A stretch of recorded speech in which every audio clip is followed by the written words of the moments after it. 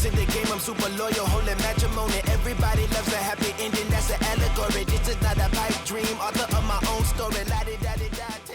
Okay, welcome back to Screaming Creativity. I could be more happy to have a legend of the marketing and creativity business, the global chief marketing officer of AB InBev, Marcel Marcondes. Great pronunciation, Rob. Thanks for having me. It's a great beginning. I finally get to these names, and I'm always so nervous about mispronouncing, and then I usually get it right. But it's incredible to have you here. So thank you so much for being here. You have spent nearly 2 decades doing such incredible work, connecting beer to people and culture.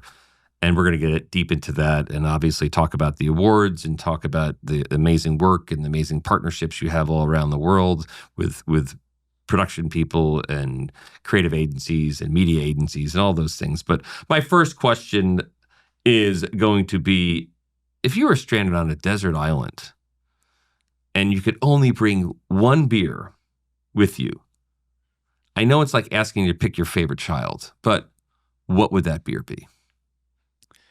In that case, Rob, I feel comfortable actually answering the question. I don't feel like I'm having to pick the favorite child. It's just that the way the question is formulated is quite clear. If I'm on a desert island, the beer has to be Corona. This is dumb. See? Right? It has to be Corona. This is where you get the lime ritual. You get the Corona, you put a lime on. This is the brand that celebrates the outdoors, being out there in nature, because it is brewed with 100% natural ingredients, and because Corona believes that outside is your best side. Yeah. And it's definitely the right brand for a moment like that. As a matter of fact, did you know that Corona has an island? That we have the Corona Island. Where? In Colombia. I was in Colombia last year in Cartagena, and then we went to the beach part of it, incredibly hot, so it needs Corona. I will say Colombia is an amazing place, but it gets pretty hot and humid, so an ice cold Corona. I believe I had an ice cold Corona when I was down there. No, it's great, and as a matter of fact, what happens on the island? Wow, you have it's beautiful. It's fully certified. It's all because everything is recycled. It's all eco-friendly. It's really, really one of a kind place.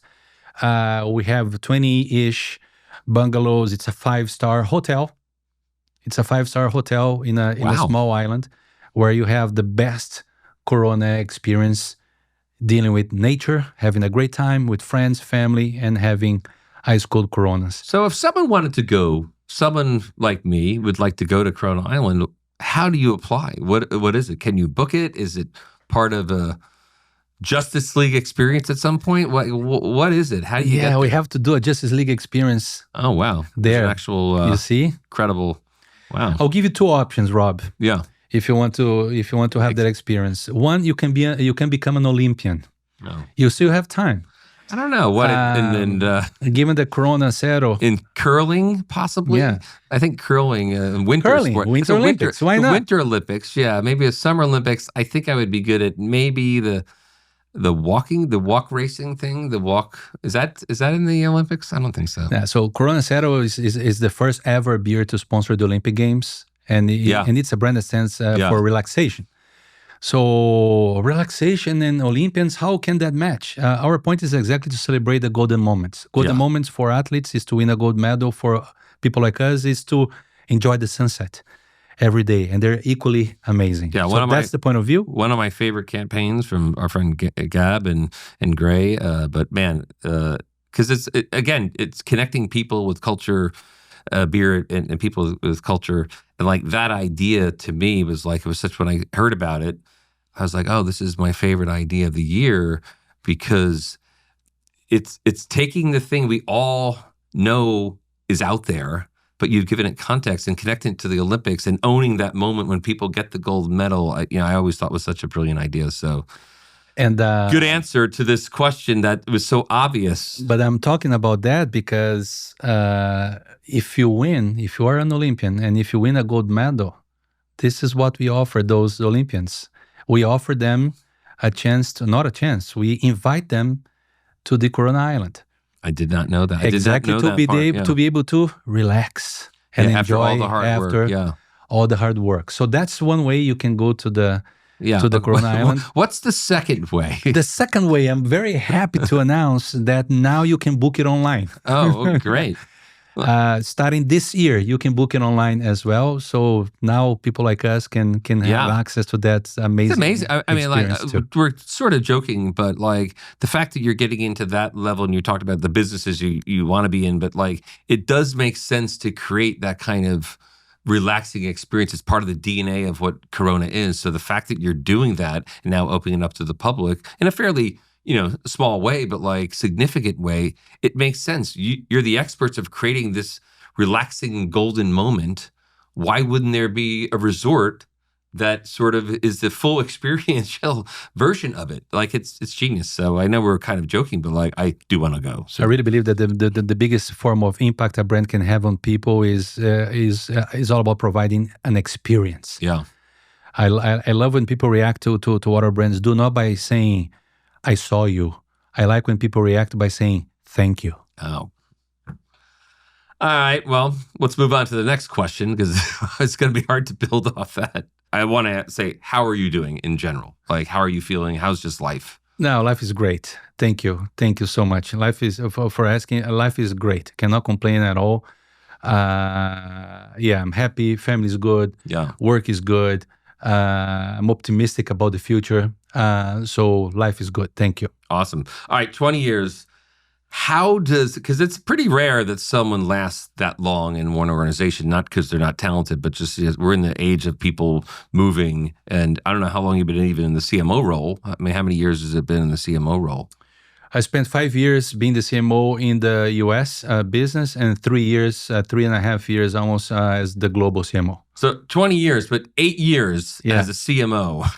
I mean, that's probably a record at this point in the way things have gone. So like, what is it about Anheuser-Busch and AB InBev that has attracted you for 20 years? I think the straightforward answer is it's always about the industry. I think beer is a great industry.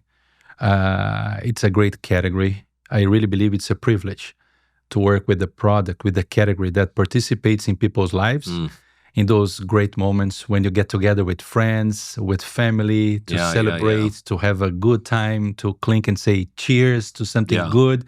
I think it's a privilege to participate in people's lives in those moments. So this is one aspect for sure. Second is the brands. It's a privilege also to have the opportunity to work with such iconic brands. So amazing brands, great brands that are iconic, that people care about, that are relevant in people's lives. And then there's also a big component of the culture. And I really believe ABI has a great culture, a culture of ownership, a culture of entrepreneurship, to dream big, to make a difference and to build things. So I love our purpose, for example, that we build together. We dream big to create a future with more cheers. I think it's inspiring. So when you put all these ingredients together, I think it's a great environment. Yeah. I think innovation, people don't really understand how much innovation is part of the beer business.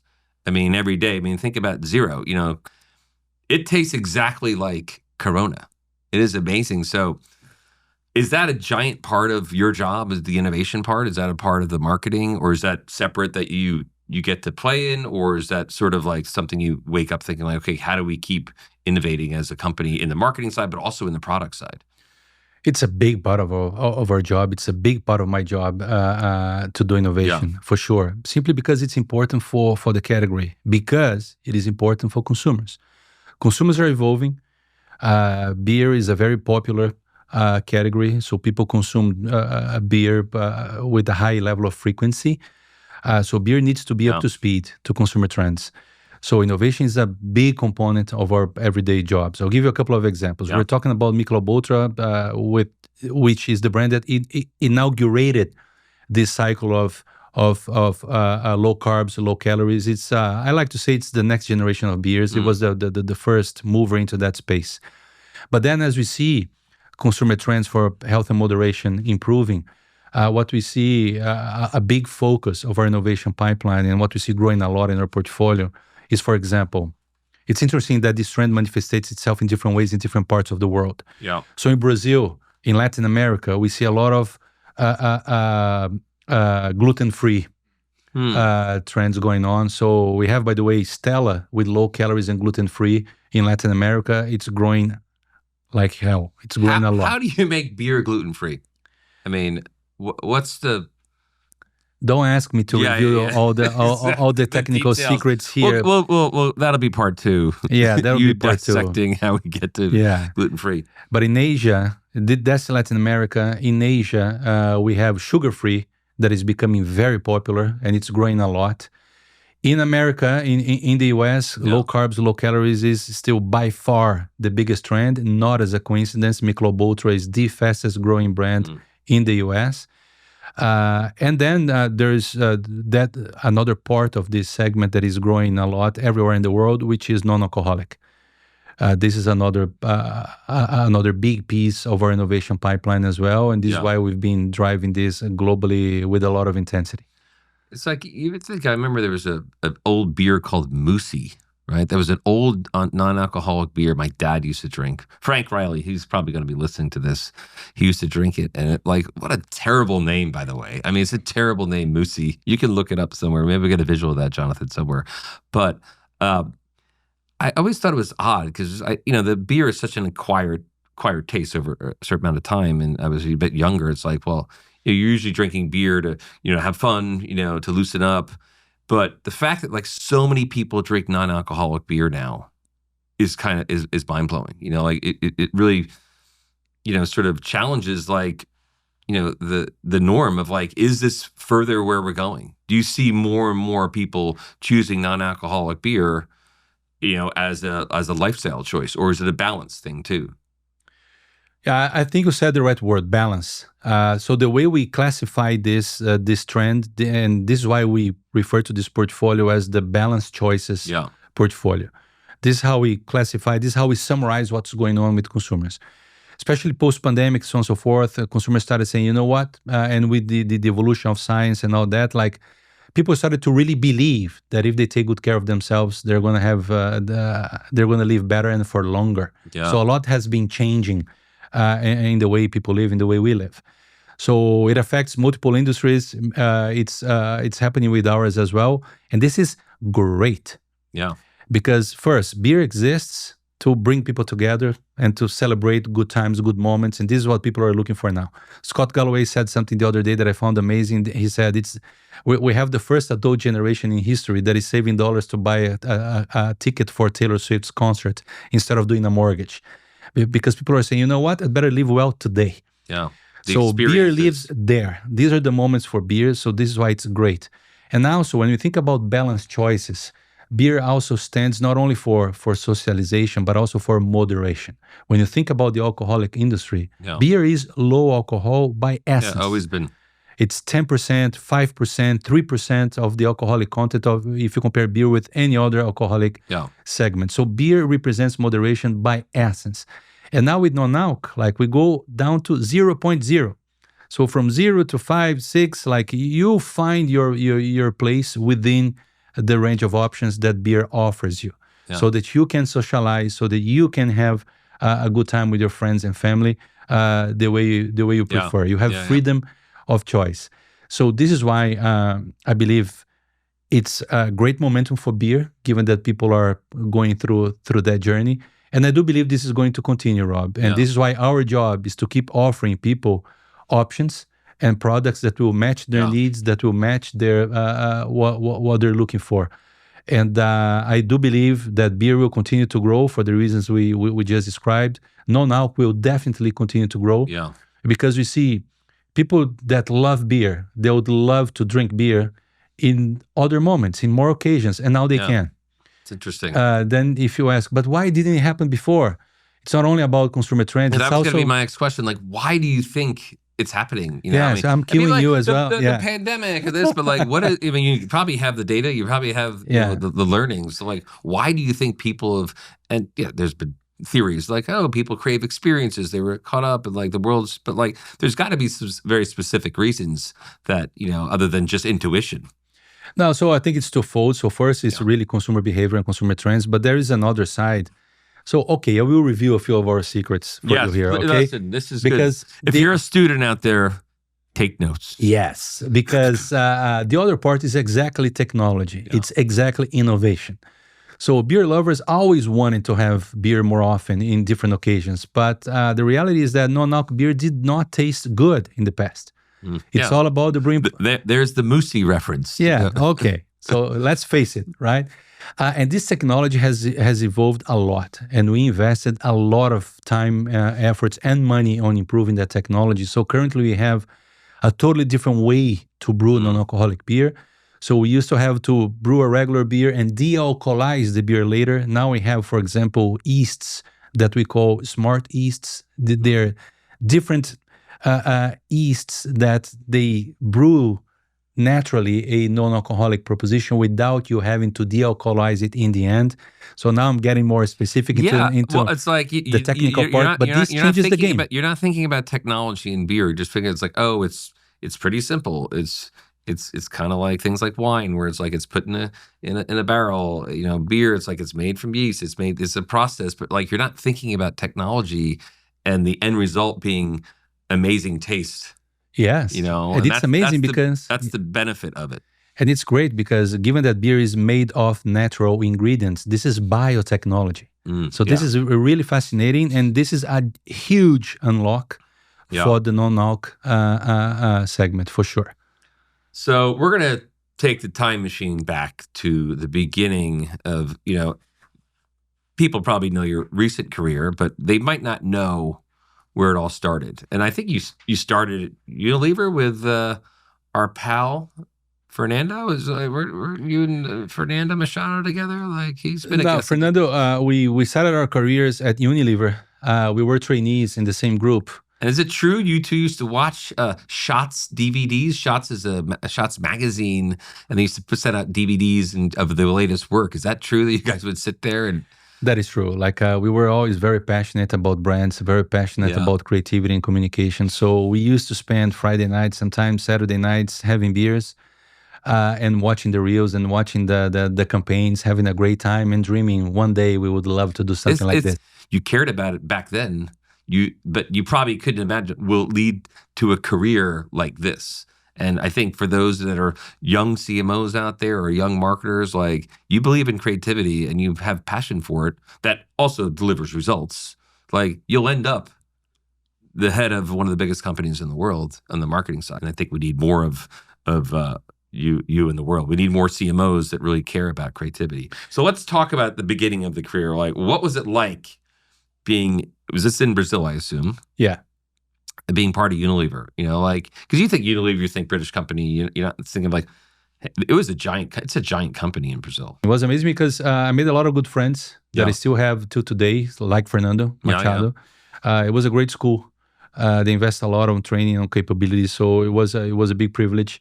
I was also fortunate enough to have a very early expatriation opportunity. They sent me on a pilot program to send people out to a different country very early on the career, which is rare. Yeah. And where'd you get to go? I went to Argentina.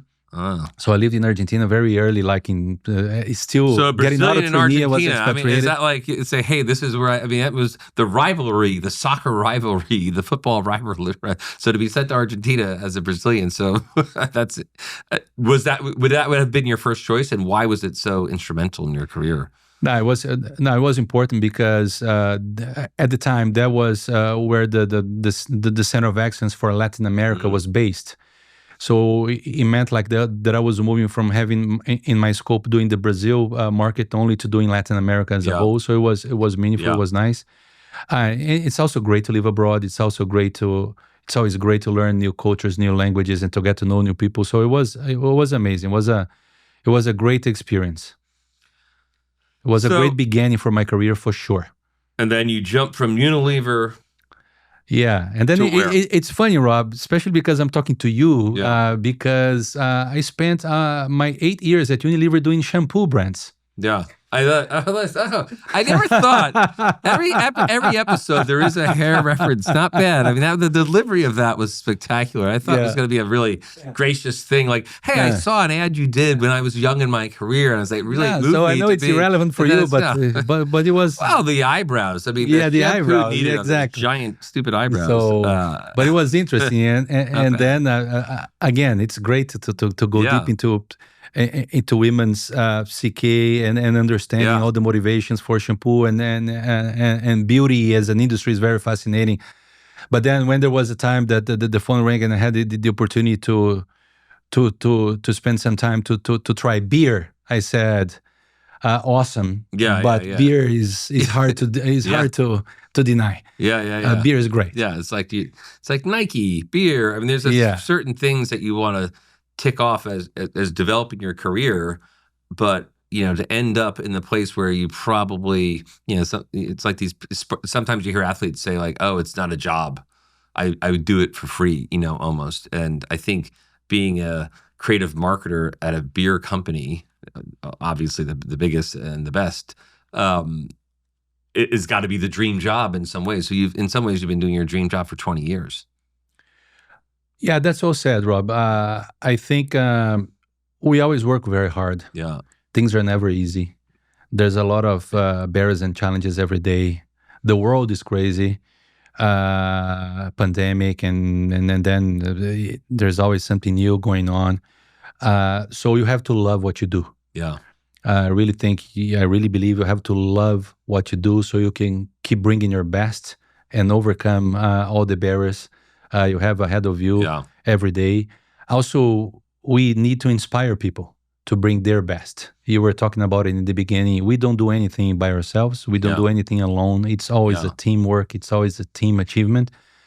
So if you don't really bring that passion and that love to every interaction, you don't do that. So I love what I do. Yeah. I've been living a dream for the last 30 years almost, and I think it's an important ingredient to keep moving forward. So let's talk a little bit about creativity specifically, because I think there was a time where ABI wasn't the creative marketer that it is today. And how did you go from, hey, we've got to, we're here, and how do we get to the top of the mountain and do it fairly quickly? Like, there's a process that you had. So like, and I don't think people understand, and the same, we have a process here, like, and Eric Monet, who runs our creative excellence program and our department globally, like, he's like a scientist, so like there is a method to getting from, average marketing to the most creative marketer in the world. So like, what did you do? Like, what did you wake up one day, say like, this is what we're going to do? And how does that, maybe quickly talk people through what that process was? Because not to give away some of the things, but like, again, my entire creative philosophy is when the idea lands in culture, what's the story the press writes about? What's that thing that people love, champion and spread? That's my process. But like, you have a very specific way that you got, your company from, pretty good to the best in the world. Okay, so Rob, I think without giving away the secrets. No. It's a masterclass for people listening. But so let's talk. Okay, creativity. I am a big believer in creativity, and you were talking about people that love creativity, and how like the world is small, and then you find these people in different places every now and then. But you can work with creativity in different ways. And for me, especially as I started my career, it became very clear that I believe in creativity as a way to solve business and consumer problems. So we don't do creativity for the sake of creativity only, right? Yeah. We could be doing entertainment. We could be in the movie industry. We're doing beer. So creativity is means to an end. It's all about creativity being a competitive advantage if used to solve business and consumer problems. So let's talk about that. What's going on in ABI? First, what's the business problem? We are a company that grew through acquisitions, mainly. We were just talking about this natural process of consolidation that the beer industry went through over the years. So we grew a lot, having a great financial discipline so that we could then acquire more companies and grow that way. We're very proud of that because that allowed us to lead this consolidation process in the industry that would have happened anyways. But because we led it, we ended up being the number one brewer in the world. But once you become the number one in the world, you have to change the growth algorithm because then you need to move from the inorganic growth model into the organic growth model. And then the company has a lot of clarity about that. Our CEO, Michel Ducaris, they make it very clear. We are now playing the organic growth super cool guy game. Super cool guy, big partner, so that we can drive the agenda, his strategy, land it and drive it every day. So once we have clarity that we need to play the organic growth game, then we need to be mindful of the fact that we need to be consumer-centric for real. We need to be brand-led for real, because for every brand that intends to grow organically, brands are inevitably and obviously the most important assets of that given organization. So then we say, all right, let's get organized to play the game that way. And this is when creativity comes to play in a more relevant way versus the way it used to be before. Because if we believe, and I do, and we do, that creativity can be a competitive advantage if you use it to solve business and consumer problems, this is an important component that we need to apply to our brands so that we can make our brands even more meaningful, even more powerful, to connect in a stronger way with consumers, and as a consequence, drive better, faster, bigger growth for the company. So this is the whole story behind our motivation to bet big behind this. Then we had to get organized. And after years doing that, we believe that probably there's a 3P approach here. Like it's people, process, and partners. That we really I think I've done the same sort of threes. I mean, I maybe not as elegant as you, but it's exactly right. I love it. So first, we started training. There's a process we have inside called Creative X. It starts from the people part. Well, so actually, this is the process. So let's start from the process. We have Creative X. So we have modules, and we train people all over the world. We are a big company. We represent all over the world. So we need to deal with creativity. We need to build our brands the same way everywhere. We cannot depend on just one person that is good at it here, another one there. We need to play as a company consistently with high standards. Codify it. Right? So we train people to judge creativity, to ask for creativity, to unlock creativity, and most importantly, to use creativity the right way for the third time, which is to solve business and consumer problems. And business and consumer problems, it's never creativity for creativity's sake in isolation. And then we have panels with external ambassadors that push us out of our comfort zone every quarter, judging our work, pointing out directions and gaps and opportunities for us to always be out of our comfort zone, to keep learning every day. We have internal groups that are designed to take every idea that is going on and push it, provoke it, to take it to the next level. This is when you already have something going on. We have groups that get together to challenge how far that idea can go for us to maximize the impact and the potential. And then we have the recognition piece, where we celebrate all the great work that drives results, first on the different regions, and then we make it a big global celebration once a year. So that's a process. The process links to people, because we need to have people with the right skills and the right capabilities in order to be capable and able to work that way. So this became one of the elements that we check, that we observe, that we rate people when we're doing our 360 assessments, when we're doing the recruitment process, so on and so forth. So people, process. Then we have partners. Here comes a big belief as well, Rob, and this is why I think we're here as well. Of course, we want to work with the best partners in the world. And again, because you are at least one of the best, not to say the best. Nice to say, I have the privilege of being here in front of you and the privilege of working with you. But I really believe that great work comes from trust.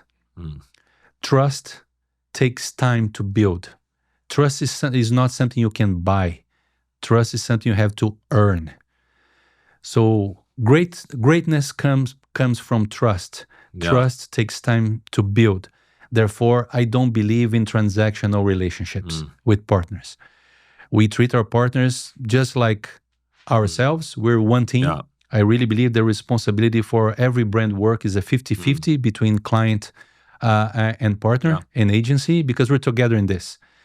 And this is why we believe in long-term relationships. Yeah. And you know very well, in order to make sure we really walk the talk and work that way, we have a program to deal with our partners as they deserve. That is called the Justice League. Because I was just about to ask you about the Justice League. Yeah, the Justice League is intentional because you guys are our superheroes. Yeah, people with superpowers, and you are capable of saving the world. Explain the Justice League to those who don't know. Cartoons and superheroes. Yeah. Okay, so Justice League is the place where the superheroes meet. Yeah. Right? So where they get the missions to save the world, and then from the Justice League, from the Hall of Justice, they leave and go fulfill their missions to save the world, right? So this is why we said it's the Justice League, and that the Justice League includes our top 15 partners at a global basis, because these are the partners that carry 85% of our business, of our brands.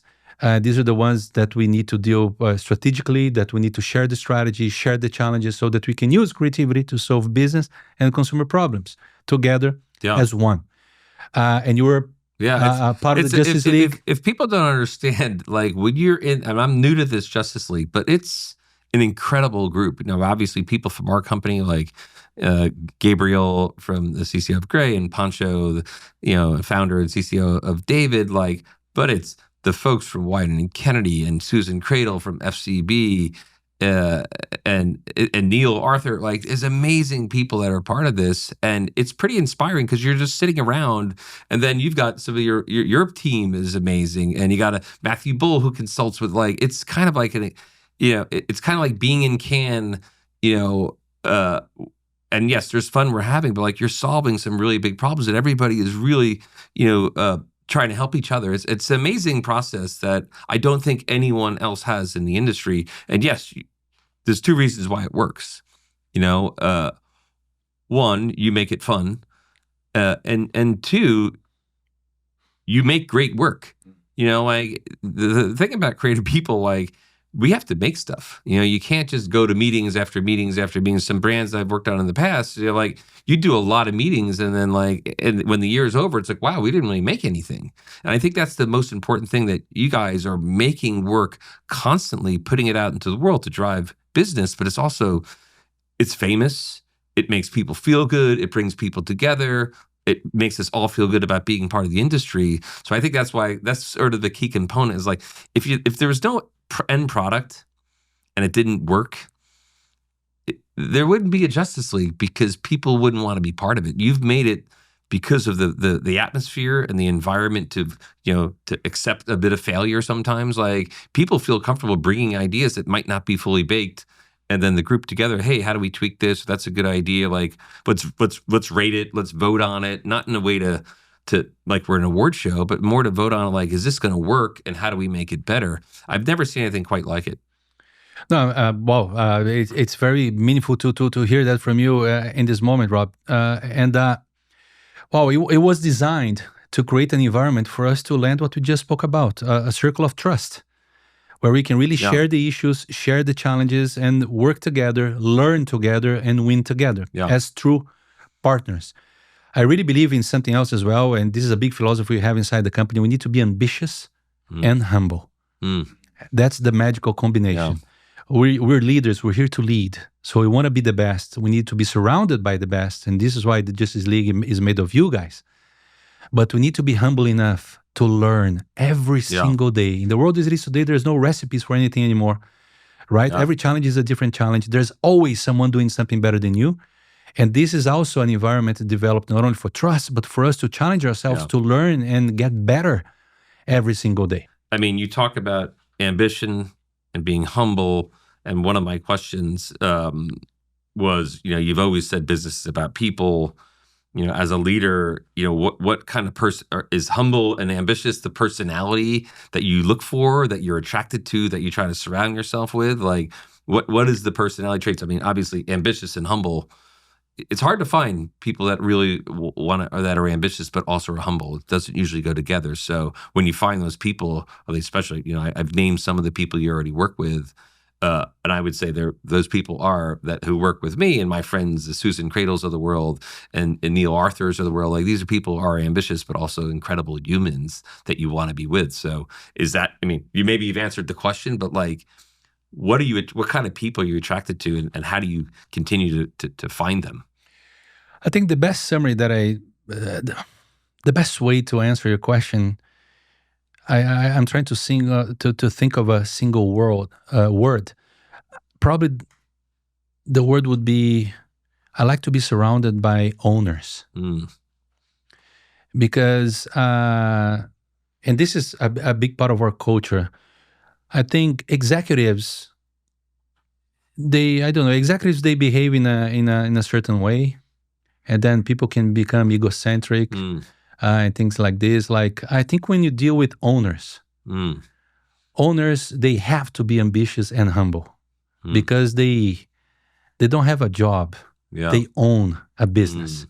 So they are aware of the fact that they need to deliver today and prepare for tomorrow. Yeah. If they want to have a long-lasting business. Yeah. So this is the best way I find to summarize that profile. It's people that behave as owners. Usually these are people that are ambitious and humble. Yeah. I mean, we talk about accountability. We talk about all those things, taking pride, taking all these, caring a little bit more than maybe the average person, but like ownership. And you're not talking literally a business owner, though I'm sure you work with people and companies that are owners, but like it's about owning every moment of what you're doing. Like exactly. It's a really good, and in your life true too, accountability. I think, having true accountability. How do you keep people at agencies motivated when the balance of creativity and business results? I mean, that's a real thing. And the normal, and maybe the old school way of thinking, when things get tough, be less courageous, Do you believe in the opposite, in times of challenge is when you need to be the most creative?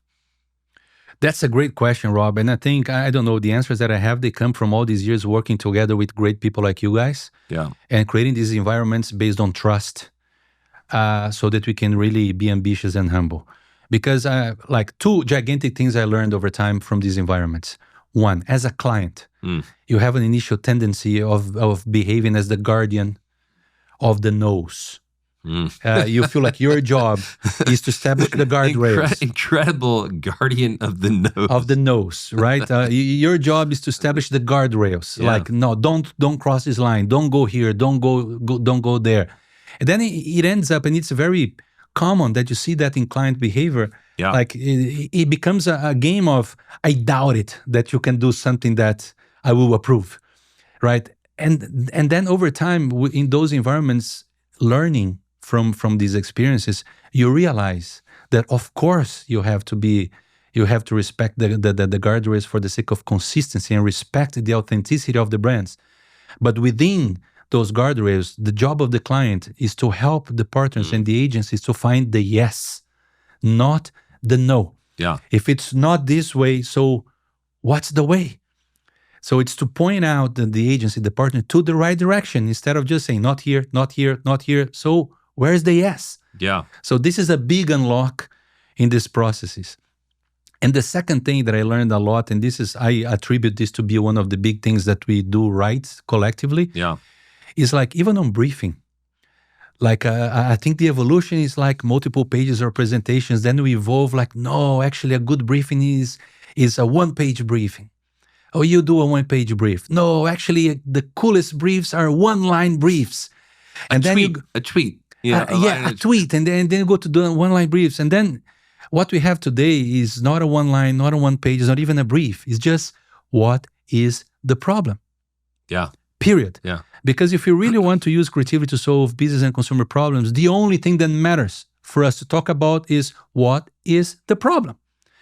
And by the time we have straightforward conversations like this is the first step for great work. Yeah. Because you know why you are doing what you're doing. Otherwise, anything can be good. Or you can deal with creativity for the sake of creativity. But good work is the work that solves the problem you need to be solved. And this is when you feel like, wow, I wish I had done that. And it's not just because it's highly creative. It's because what an intelligent way to address that, Yeah. to unlock that issue, Yeah. to solve the problem, to drive growth that way. That's the beauty. That's the simplicity. I love the simplicity of it. And yes, my philosophy is too, don't be a speed bump. So when we talk about the guardrails, guardian of no's, like I say, don't, maybe in an old job, I called someone a speed bump because it always started with, well, we can't do it. Well, the client will never do that. I'm like, don't speed bump me. So I use it as a noun, as a verb in every which way. But the brief, I've always thought, that's why I like answering the question. And when I was at Crispin, we had an incredible brief. It was so simple, had tension in it. When this thing lands in culture, how's the tension going to be released? But it was, what is the question? What is the problem we're trying to solve? And I think what most creative people, that's the most important thing.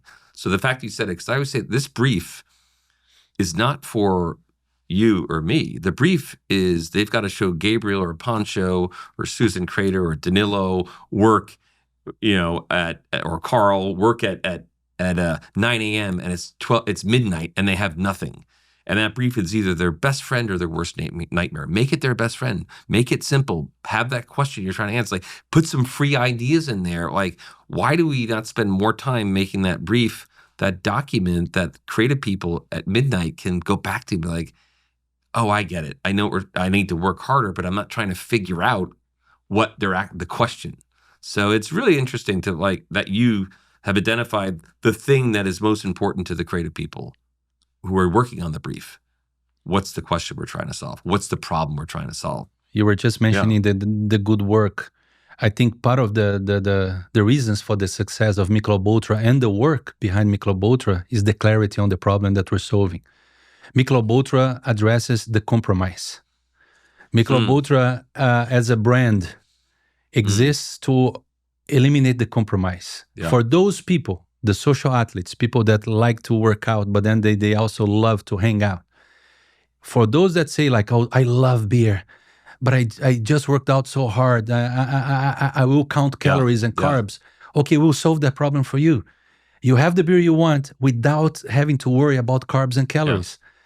And this is why we always say that it's only worth it if you enjoy it. Yeah. What's the point of working out and doing all that if you cannot enjoy and socialize with your friends afterwards? And not feel guilty. It's only worth it if you enjoy it. So we work on the compromise. From a product perspective, we address the compromise.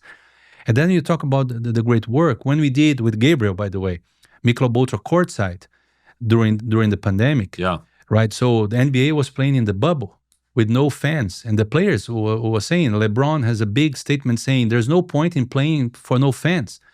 So we developed with Microsoft the technology to have all the screens at the venue in the court. Amazing. So the players could see the faces of people, and the people through the computers, unfortunately, could have the cameras as if they were inside the court.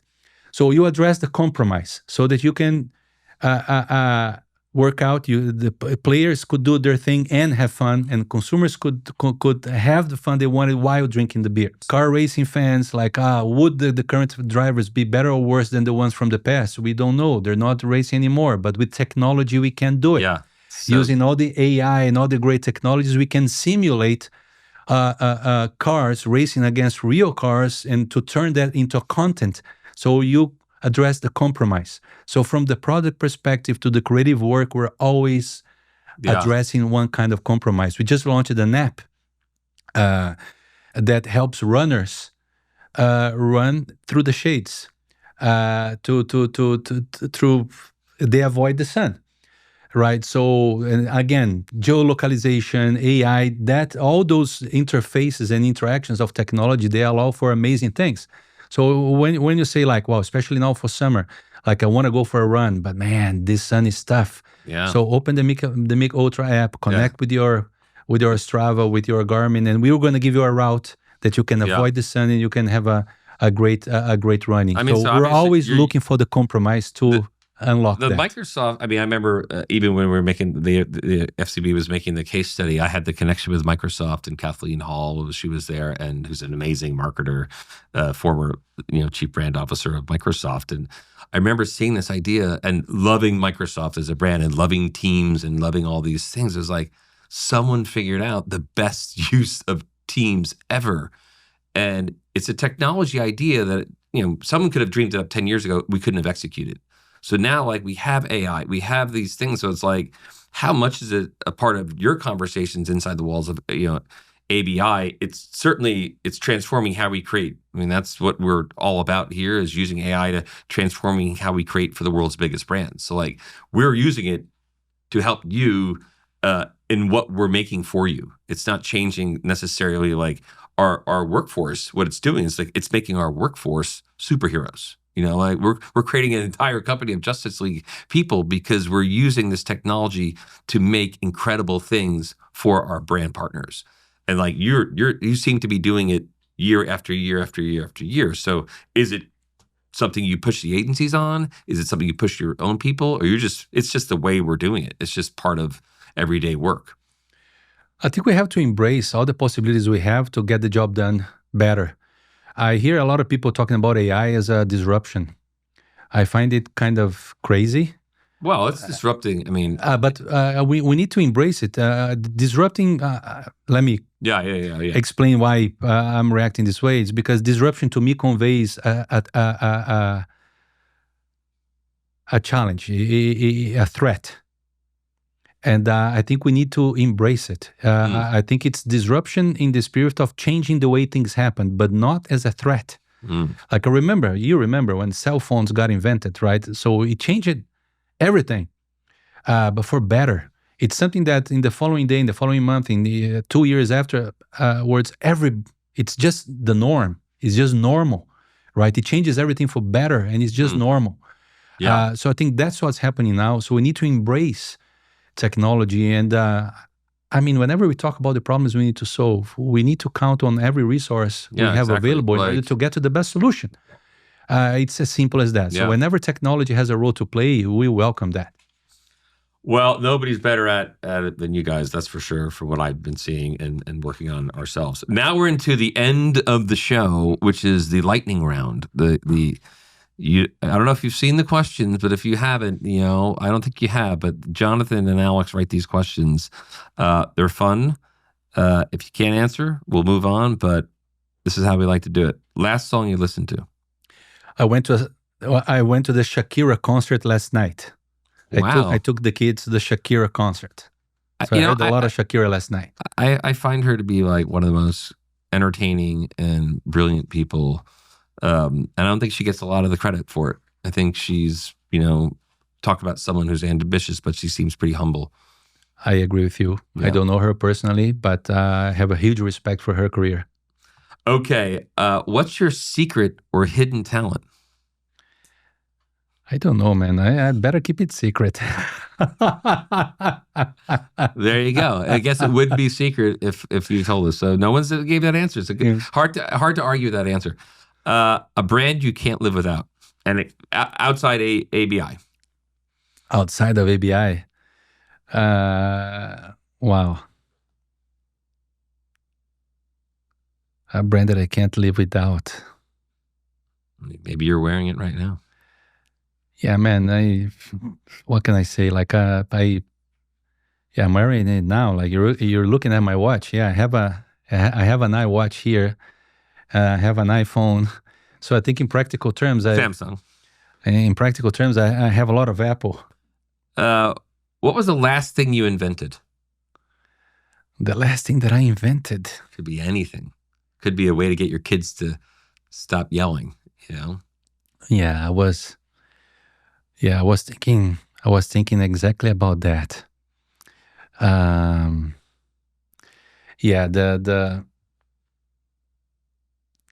There's a big moment at home for us, which is when the kids go to bed. I have 3 princesses. I have 3 daughters. How old are they? They're 9, 11, and 13. What's their names?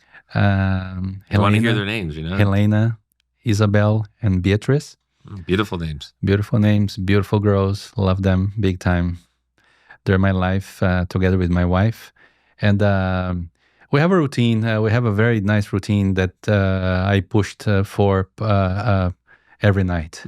So when we go to bed, like we need to take all the pillows out of the bed, and then we created sort of a routine there to take the pillows out and to get ready, to get the bed ready. And the little one, Helena, always liked to do pillow fighting a little bit in that time. So it's a little. So you invented a bedtime ritual. A bedtime ritual. Yeah. It's not necessarily a good invention from that aspect at the moment because it brings her energy instead of cooling down. Yeah. But this is what happens. Your wife's like terrible invention. Because it needs to be fun. Otherwise, they don't go. And then there's a little bit of a conversation, a little prayer to thank for the day, for all the good things that happened.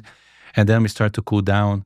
And then they fall asleep. It's a very simple thing, but it's very meaningful, and it happens every day at home. And it's very special. I'm always my wife Laura and I. We do not have kids, but most of our friends do, and the bedtime thing is a real challenge of getting your kids into bed. So like inventing a routine that like they all fall in line with, and it calms them down, maybe gets them up, but like there's a lot of creativity that goes into that. So okay, great answer.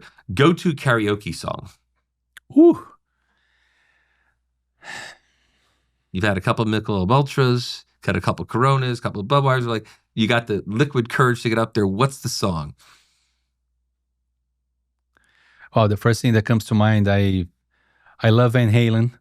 As do I. Van Halen Jump, Van Halen Dreams. Yeah. These are good songs to sing. These are good songs because people can sing along. These are go-to. Yeah, Jump's a great karaoke. Yeah. One, you know, I'm a huge Van Halen fan. I played in a band in high school and college, and the first song I ever sang on stage was "Ain't Talking About Love." Oh, old look at Van Halen that. song. So Romantic. Didn't do very well. Are you a romantic guy, Rob? Yeah, no, it's pretty. I don't know if the song is romantic if you look at the lyrics, but but let's talk about love. Yeah, it's okay. It's about love. So this is my favorite question: best compliment you've ever received? You know, someone asked me, and my answer was that I give. It takes a long time for me to not like somebody. Okay, I think the best compliment I've ever had is something that I learned to see it the right way. Is this is very simple. Mm. Because at first I used to be infuriated when I used to hear things like that. Like, how come you can say that this is just simple? You have no idea what it takes, right, to get to this point. But then I started seeing exactly the beauty on that. Like, and this is exactly the challenge. We're dealing with highly complex things, and it's a beautiful compliment when you manage to turn something into a problem and complex situations into something that people react to as saying like, this is actually very simple. That's an amazing answer. Another great question from the team. If you could hang out with one fictional character, who would it be? This is really hard, Rob. Yeah, well, I mean, you named Justice League characters. So which Justice League character would you want to hang out with? And the first costume that I had as a boy was Batman. You know, that regular citizen that has secret skills and secret powers, that makes justice and make things happen. I don't know. It's. I think that would be a good one because he's rich too. You know, so like, and he's rich, and he's rich. You know, he's gonna bring you to. It's gonna be a good dinner. The wine will be good. Yeah. The beer will be the beer will be the Stella for sure. We'll be drinking that. So okay, and if you could only name one. But 3 items on your bucket list. What are 3 things that you want to do before you leave this earth? I want to see my kids growing up and having beautiful families and beautiful lives. Great answer. I want to feel like I want to feel like it was worth it. Having me here. I want to feel like I contributed to making a difference in the business that I spent so many years and a gigantic part of my life helping to build, but also on the effect that it brings to the world. Like I think I need to feel like it was worth it leaving because there could have been someone else here instead of me. it was worth to have Marcel there. Amazing. I think that's important, very important for me. I think a lot about this, my kids, and I like to. There's a lot of places I still want to go and see and feel, because I also want to leave by feeling like I enjoyed. Yeah. I saw all the beauties of this world, and I enjoyed a lot of memorable moments in great places, because I think it's fair as well, given that we're here. I think it's fair to leave feeling like I did have a great time as well. I did enjoy it a lot. I would say those are probably the best 3 bucket list answers we've had. Some people have got 1, some people got 2 that were okay, but like never have we've had 3. So awesome. So I'll steal those also. If you weren't doing this career, what would you be doing? Man, that's a crazily difficult question. I know, but this is why it's rapid fire. You gotta just. I don't know. I really don't know. Like, I remember. I would be probably designing chairs. I love chairs. Okay, okay. Oh, that's unexpected. All right, but fair. I remember before I went to college, I was like, should I be a lawyer, or should I be a doctor, or should I do marketing? I was like, how can I think about so many different things?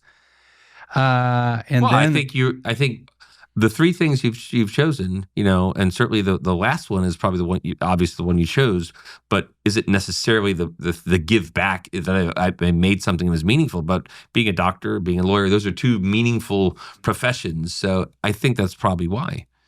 Yeah, you want to give meaning back, So, but anyways, something that I pay attention to every now and then, and because last night I went to a concert, when I see artists going on stage, like last night, Shakira was in front of at least 50,000 people. Like, when I imagine that experience that an artist might have, and the feelings and the moment when you're doing your thing, that you worked hard for, that you deeply love, in front of 50,000 people, and they're singing with you, and they're clapping at you, and they're giving you love live in that moment. That moment gotta be amazing. I think that might be awesome. For those privileged ones that have the opportunity to have that might be amazing. That is something that it would be great to experience. Think about how we feel working on a presentation and giving it in front of 200 people. And the crowd claps at the end. It's a rush for that. Imagine what it must be to be Shakira doing it night after night after night. So I'm not talking about fame. It's just that human interaction, that energy. It might be just from out of this world. Yeah. Okay, last question. 1 piece of advice you'd give your teenage self.